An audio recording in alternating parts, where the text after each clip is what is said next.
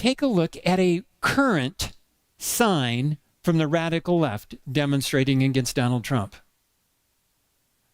If they want, meaning calling Trump a Nazi, if they want 1939 Germany, let's give them 1789 France, the French Revolution.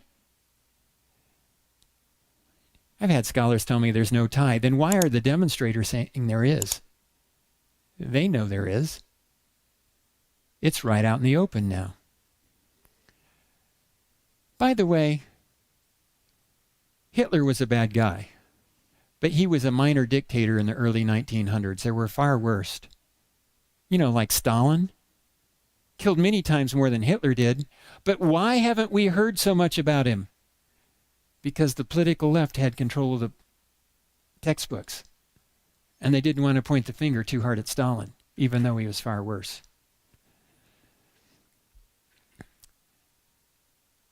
Now let's take a look at King of the North allies during this time. We've already got this one up here. Let's take a look at the next one. Then I saw another beast coming up out of the earth, and he had 2 horns like a lamb, and he spoke like a dragon. So there was an earlier beast that came up in verses 1 through 10 of Revelation 13, and we already identified that in presentation 2 as the same as the King of the North. It's the papal system. And also now we have in verses 11 to 17 the second beast that ends up being the enforcer for the first beast during the end. And he says, and he exercises all the authority of the first beast in his presence, and causes the earth and those who dwell in it to worship the first beast whose deadly wound was healed. He performs great signs, so that he even makes fire come down from heaven on the earth in the sight of men, and he deceives those who dwell on the earth by those signs which he was granted to do in the sight of the beast, telling those who dwell on the earth to make an image to the beast who was wounded by the sword and lived. He was granted power to give breath to the image of the beast, that the image of the beast should speak and cause as many as would not worship the image of the beast to be killed. He causes all, both small and great, rich and poor, free and slave, to receive a mark on their right hand or on their foreheads, and that no one may buy or sell except one who has the mark or the name of the beast or the number of his name.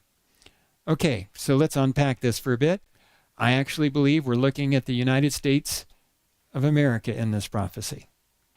I know not everybody thinks the United States is there, but I do think so. Let's take a look at why. Number 1, it comes up out of the earth. In Daniel and Revelation, every prophetic power in the vision comes up out of the water, except this one. This is an exception. If you took a look at the Mediterranean, you have Babylon, Persia, Greece, Rome.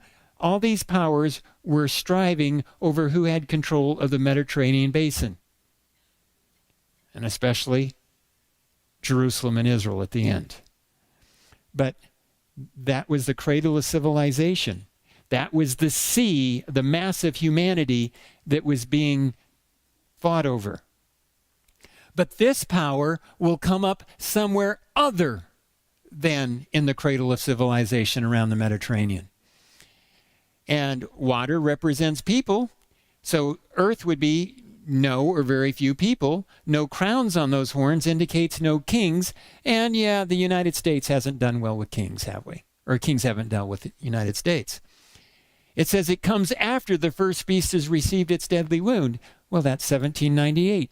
Interestingly, we're looking at the same time period, the rise of the ally of the king of the south and the rise of the ally of the king of the north, which says immediately following, any time after this, you could be in the third and final conflict between the north and the south.